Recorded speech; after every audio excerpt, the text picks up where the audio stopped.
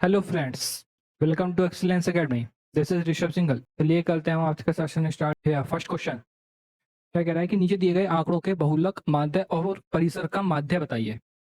That means mean. तो पहले तो हम इनको आरोही अवरोही क्रम में लिख लेते हैं।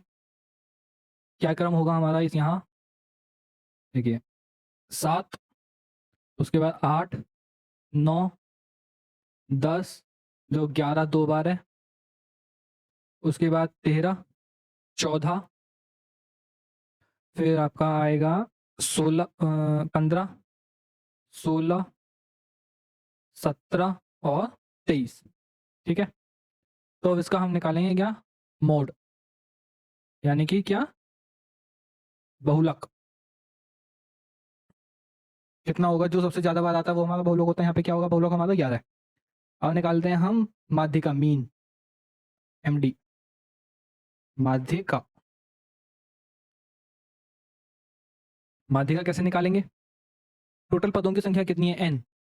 यहाँ पे हमारे टोटल पदों की संख्या है 12। काउंट कर लीजिए आप।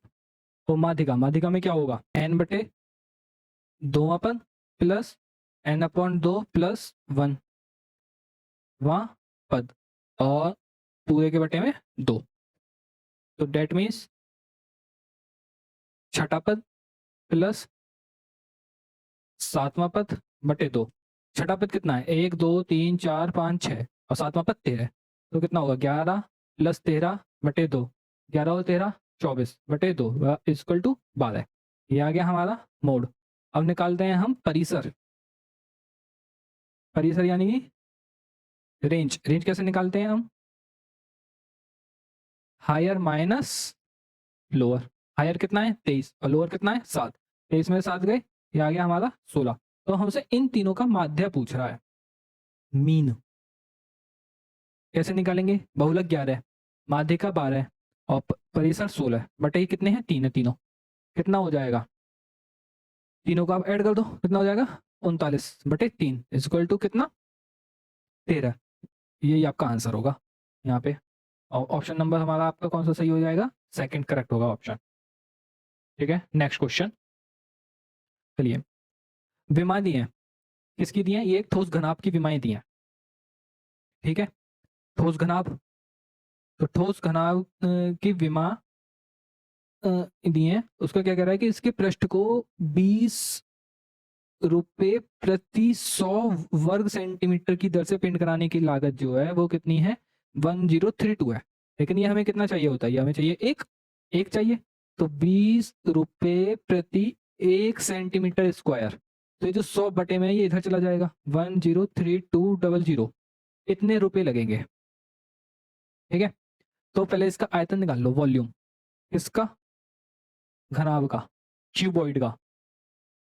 क्यूबॉइड, इसकी विमाएं हमें कितनी दी है, एल दी है 40 सेंटीमीटर, ब्रेथ दी है 36 सेंटीमीटर, और हाइट यानी एक्स सेंटीमीटर दी है वो हमें। तो वॉल्यूम कितना होता है इसका, 2 into L B plus B H plus H L. ठीक है, ये हमें दिए क्या, लागत, उसके रुपए इज इक्वल टू कितने रुपए लग रहे हैं, 103200। कब लग रहे हैं, प्रति 1 सेंटीमीटर स्क्वायर पे लग रहे हैं। तो सॉरी, ये हमारा आयतन नहीं, ये इसका क्षेत्रफल है, एरिया। ठीक है, कितना, 2 इंटू एल 40 गुणा 36 प्लस 36 गुणा एक्स प्लस एक्स गुणा 40, कितने रुपए, 20 रुपए 1 सेंटीमीटर स्क्वायर के। तो दोनों इक्वल हो गए। ठीक है ना, ये कब हो गया, ये प्रति सेंटीमीटर स्क्वायर दिया लागत। तो आपको क्या करना है, इसको सॉल्व करना है। कैसे करोगे सॉल्व, 103200 इक्वल टू कितना हो जाएगा, 40। 40 की गुणा 36 में करो, कितना आएगा, 1440 प्लस 36x और 40x, कितना हो जाएगा ये आपका 76x। तो देखो, जीरो से ये जीरो कैंसिल, और 4 से ये कैंसिल, कितनी बार, 2580। कितना होगा, 2580 is equal to 1440 plus 76x। तो 76x की वैल्यू कितनी आ गई, 2580 माइनस 1440, माइनस करके कितना आ जाएगा, ये आपका ये आ जाएगा 1140। तो x इक्वल टू 1140 बटे 76। तो इससे आप डिवाइड करोगे तो आपको मिल जाएगा, ये 15 बार डिवाइड हो जाएगा इसका। तो यही आपका क्या हो जाएगा यहाँ पे आंसर। तो इसका आंसर फर्स्ट करेक्ट होगा। चलते हैं नेक्स्ट क्वेश्चन की ओर। नेक्स्ट क्वेश्चन में आपसे क्या कह रहा है कि किसी आयत का क्षेत्रफल जिसकी भुजाएं ये दी हैं, एक आयत है उसकी भुजाएं दी हैं, ठीक है, दैट मीन्स आयत की लेंथ कितनी दी है 176 सेंटीमीटर, ब्रेथ कितनी दी है 56 सेंटीमीटर, एक रेक्टेंगल है, ठीक है, उसका क्षेत्रफल की बात हो रही है, यानी कि एरिया निकाल लेंगे, एरिया ऑफ रेक्टेंगल कितना होता है L इंटू बी होता है, बिल्कुल सही बात है। अब ये कह रहा है कि एक वृत्त के क्षेत्रफल के बराबर है, ये इज इक्वल टू किसके है, एरिया ऑफ अ सर्कल, ठीक है ना। पाई की वैल्यू आपको यहाँ पे गिवन है 22/7, तो हमें क्या बताना है, परिधि बतानी है, सरकमफ्रेंस, सर्कल की सरकमफ्रेंस, दैट मींस कितनी 2 पाई आर की वैल्यू, तो यहाँ से हमें आर की वैल्यू डिफाइन करनी पड़ेगी। देखो एल की वैल्यू 176 गुणा बी की value 56 is equal to area of circle, वृत्त का क्षेत्रफल कितना होता है पाई आर स्क्वायर, तो r square is equal to कितना आएगा, r square is equal to 156 वो 176 गुणा 56 बटे पाई, पाई की वैल्यू यहाँ पे कितनी रखोगे आप 22/7, 176 गुणा 56 बटे 22 और 7 ऊपर चला जाएगा, तो देखो ये 11 से गया 2 बार, ये 11 से गया 11 कम 11 11 छक्का 66, 2 से ये फिर कितने बार गया 8 बार, तो किसकी वैल्यू, ये अब आपकी आई वैल्यू, आर स्क्वायर की वैल्यू डिफाइन कर देना हम, तो r square is equal to कितना 8 की गुणा 56 में करो कितना आएगा 448 गुणा 7, तो इन दोनों के मल्टीप्लाई करके कितना आएगा 3136, तो आर की वैल्यू कितनी आ जाएगी, आर की वैल्यू आ जाएगी आपकी यहाँ से 56, ये तो आ गई आर, ठीक है।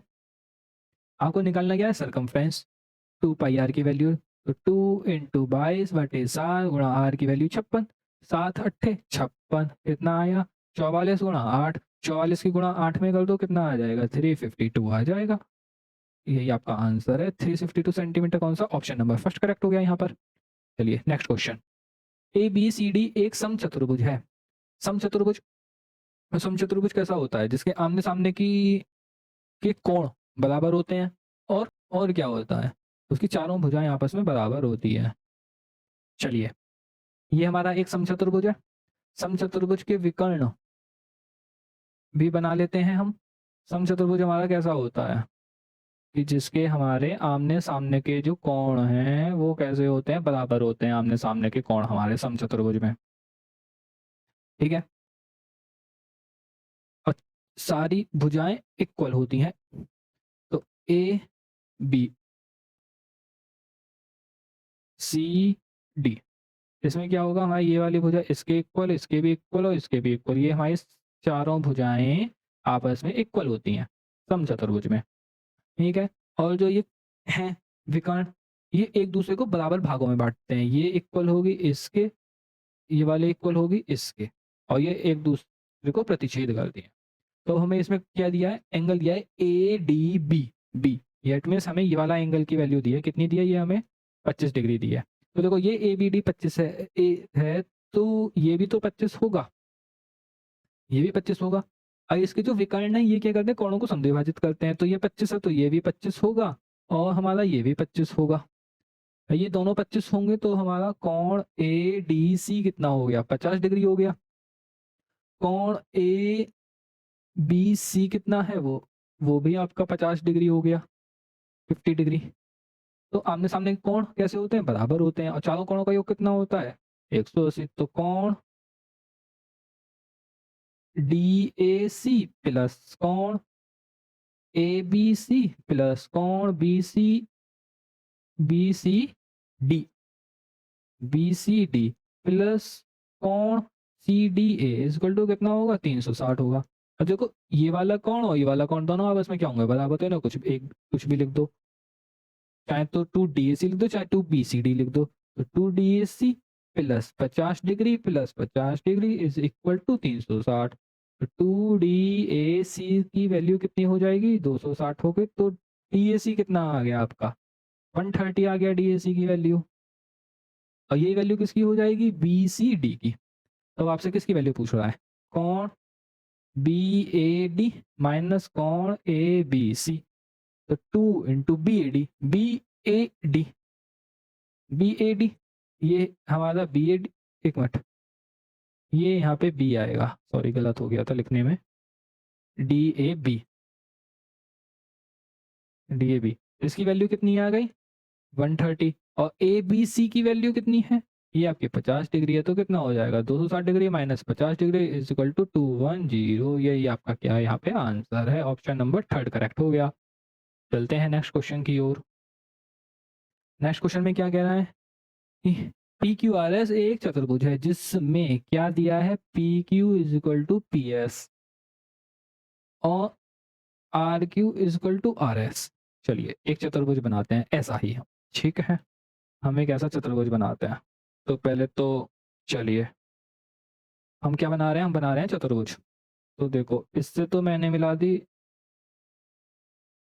इसको, इससे मिला दी मैंने इसको, इस वाली से मिला दिया इस वाली लाइन को, इस वाली से मिला दिया मैंने इस लाइन को। तो ये क्या बन गई, ये हमारी बन गई पतंग। तो इसको मैं कह रहा हूँ P Q R S, cyclic order में चलते हैं नेमिंग के लिए। तो ये क्या है, P Q is equal to P S, R Q is equal to R S है। अब विकर्ण की बात हो रही है, तो देखो इसके विकर्ण परस्पर लंब हैं। ये क्या है हमारी, है काइट, इसके विकर्ण परस्पर लंब है, बिल्कुल सही बात है, 90 डिग्री का कोण बन रहा है। ए ऑप्शन हमारा यहाँ सही हो गया है। इसके विकर्ण बराबर है, देखो विकर्ण तो बराबर नहीं है, Q S is not equal to P R है, तो ऑप्शन बी हमारा गलत हुआ। अब क्या कह रहा है, प्रत्येक विकर्ण प्रत्येक शीर्ष पर कोण को समद्विभाजित करता है। तो ये देखो समद्विभाजित तो करता नहीं है, बिल्कुल सेम कोण पे देखो यहाँ का ये एंगल ज्यादा है और ये एंगल कम है, ये एंगल ज्यादा ये कम है, तो हमारा ये भी गलत हो गया। इसके विकर्ण परस्पर समद्विभाजित करते हैं, परस्पर समद्विभाजित, देखो ये और ये इक्वल नहीं है, डेट मीन्स क्या, इस पॉइंट को मैं चलो एक टी नाम दे देता हूँ, तो P T is not equal to R T, ये भी है, तो ये भी आपका सही नहीं है फोर्थ ऑप्शन, तो इसमें हमारा ऑप्शन फर्स्ट ही करेक्ट होगा। चलिए होप आपको मेरा ये सेशन अच्छा लगा होगा। Thank you for watching and please like share and subscribe the channel.